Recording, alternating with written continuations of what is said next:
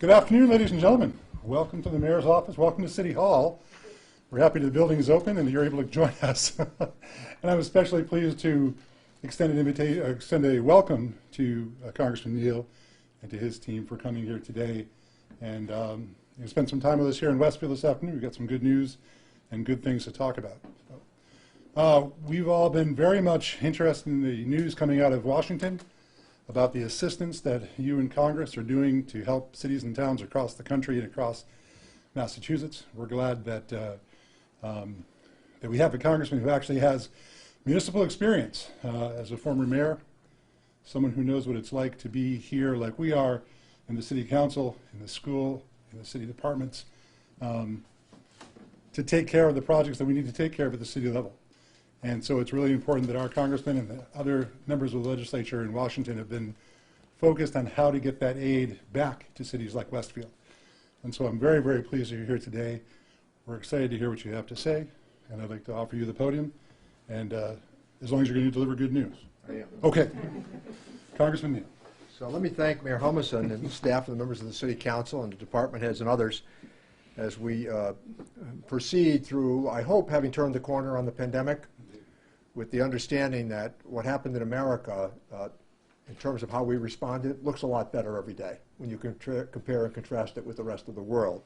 And the significance of this announcement, I think, is it's a reminder that the pandemic was not about malfeasance or corruption. The Bible calls it pestilence. This is about a plague. Millions of people have died from it. In Massachusetts, we know that experience. Across the country, we've had more than 30 million people who were infected. Millions have indeed died. I think almost 18,000 people in Massachusetts alone have died. And I'm pleased that the mayor mentioned and showed me some statistical data on how the CARES Act was used. The CARES Act saved the American economy. That's the reality of it. I think there's broad agreement. And when the CARES Act was passed, the Ways and Means Committee wrote most of it, myself, Speaker Pelosi, and Secretary Mnuchin on a Friday night in her office from about 6 to midnight. We drafted the parameters of it with the Ways and Means tax staff, and it worked.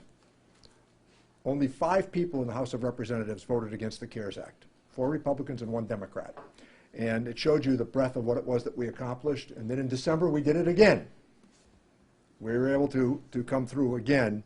And then recently in the President's rescue package, which is part of what we're announcing today, I was all in on it. To give you some statistical data that I think, again, is worthwhile,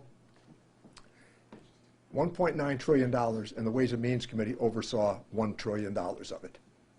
$1 trillion of the expenditure. So we've expended almost $1 trillion now on businesses across the country. In this congressional district, 10,400 businesses took advantage of the Paycheck Protection Program.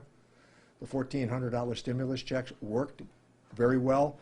And in this particular announcement, and Governor Baker was really good on this, I should tell you, very, very helpful when we did the press conference in Boston when I told him what was going to come to the state if, in fact, the legislation passed. So in the state alone, in direct fiscal relief, $5.3 billion, and then you add $2.6 billion more for local fiscal relief. So it's almost $8.3 billion that have come to the state. For the city of Westfield, almost $10 million in direct allocation, 9.2 for the city itself. And then for the Westfield Public Schools, $11.5 million between the two. Westfield State University is going to receive almost $13 million. So we thought, as we devised this initiative, that we were going to create the trampoline effect, that people would hit it and bounce back into the mainstream of the economy. That was the plan. And so far, it's worked. When you look at unemployment, there's still 16 million people who are receiving some sort of a direct or indirect benefit.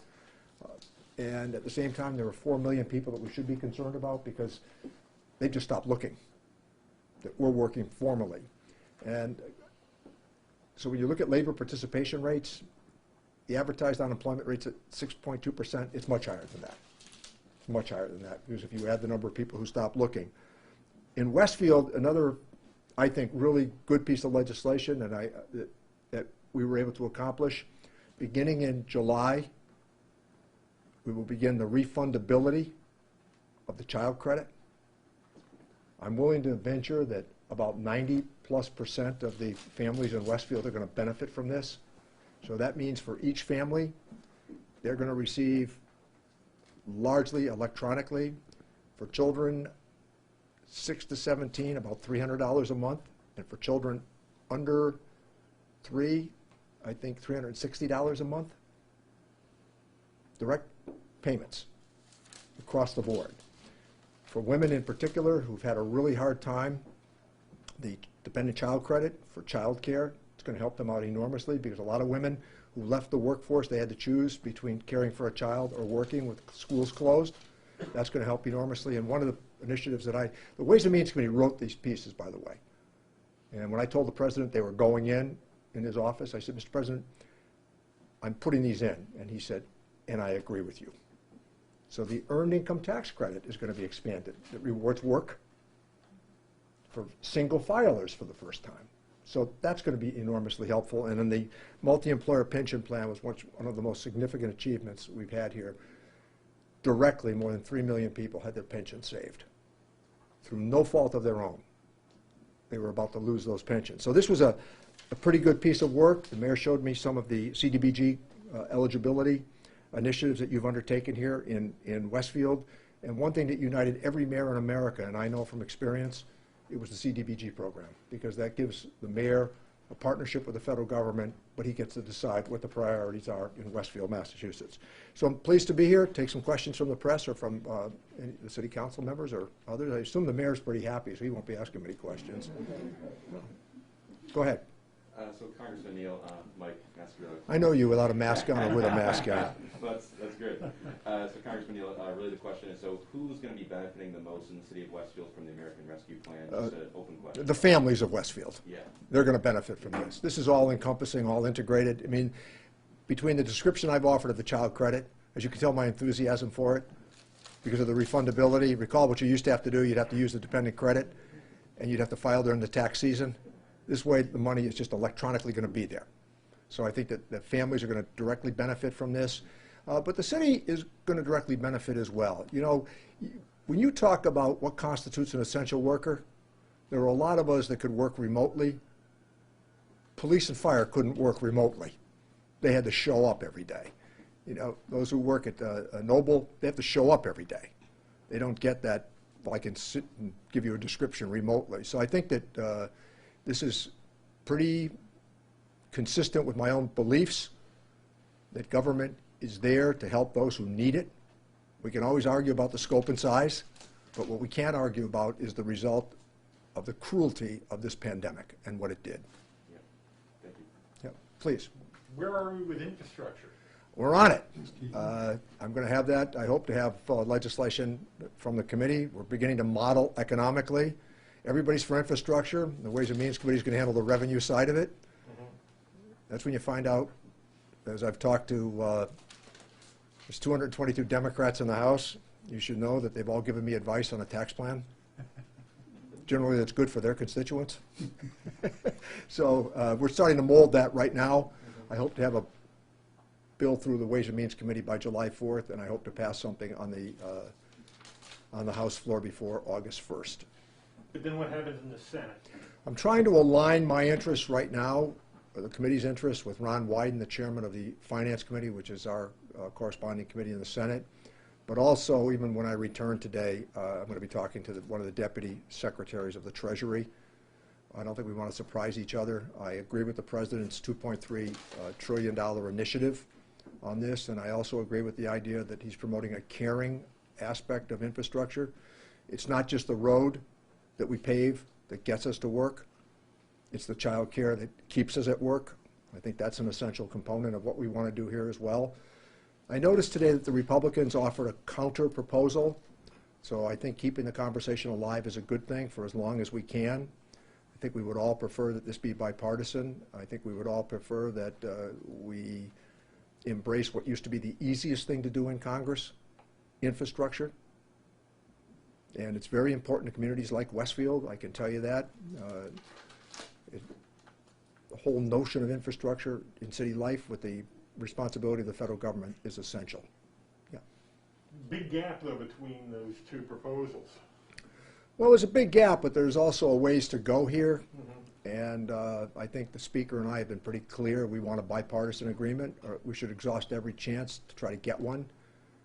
I think that I'm very pleased that Senator Capito, a Republican, she served in the House with me, so I know her pretty well, that she's still alive in the conversation.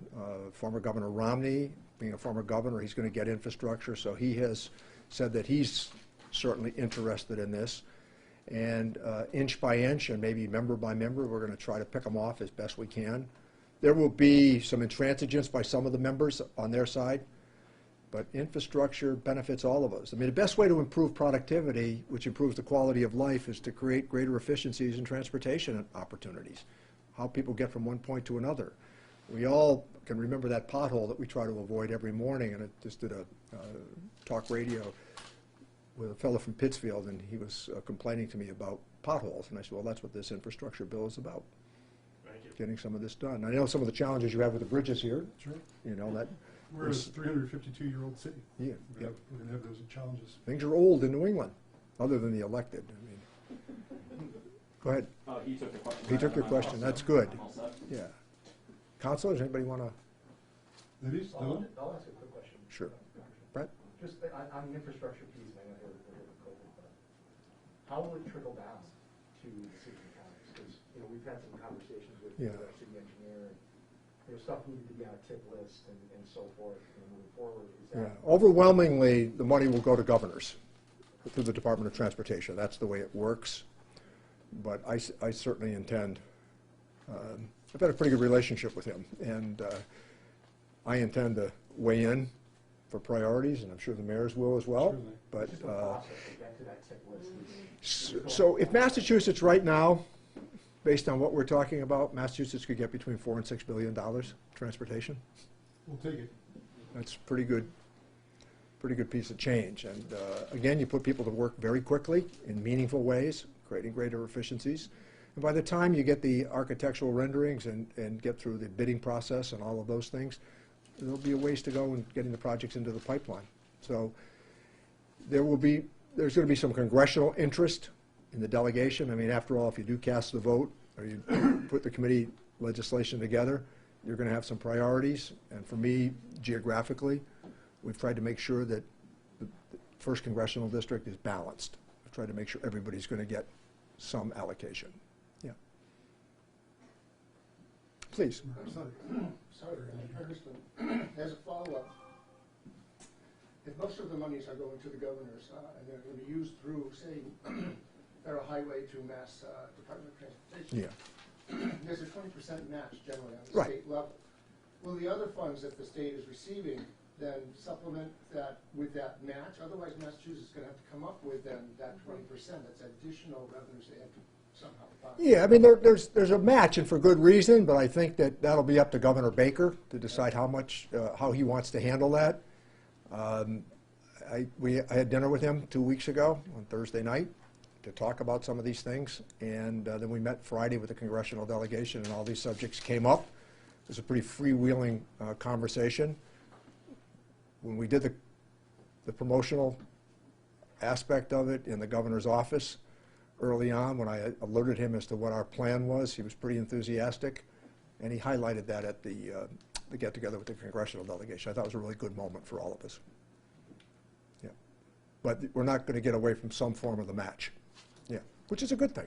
Yeah, yeah. I mean, some of the school building initiatives that could come of this too. I don't know how that's going to work out, but I'm in favor of a match there too. I think that that certainly the federal government has responsibility for physical infrastructure, but I also think it's fair to say that keeping local and state government in on the match leads to priorities.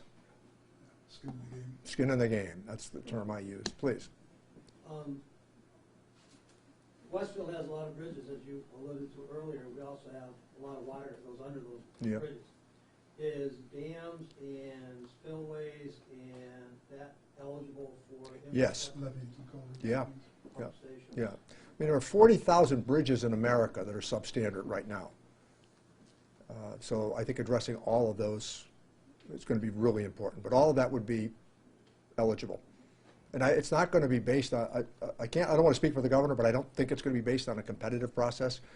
The allocation will be based on need, prioritization, which I think is sensible. Thank you. Yeah.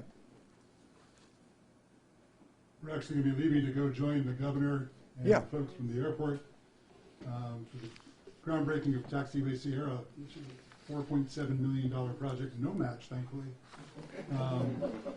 from the governor's military task force funding Yeah.